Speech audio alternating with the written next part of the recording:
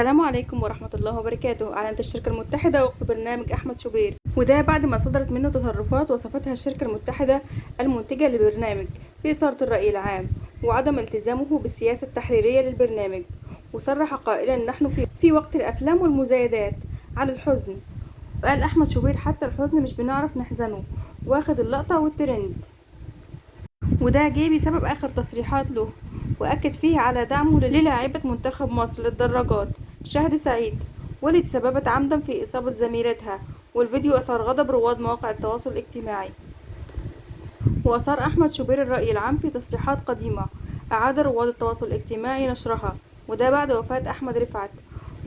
وتحدث فيها شوبير عن تعاطي الراحل أحمد رفعت للمنشطات فور سقوطه للمرة الأولى أمام الاتحاد السكندري.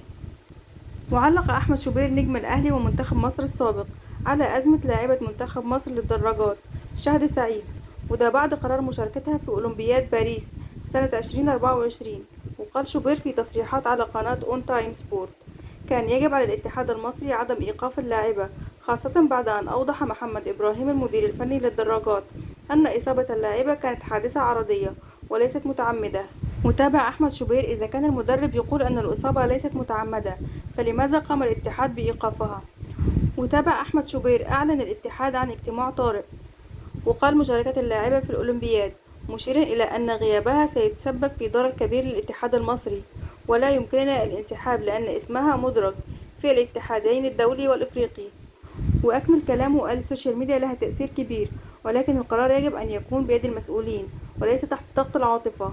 وأشار شوبير إلى أنه يلوم الاتحاد على إيقاف اللاعبة لمدة عام، متسائلا: إذا كانت اللاعبة مخطئة، فلماذا يتم السماح لها بالمشاركة في أولمبياد بعد ذلك؟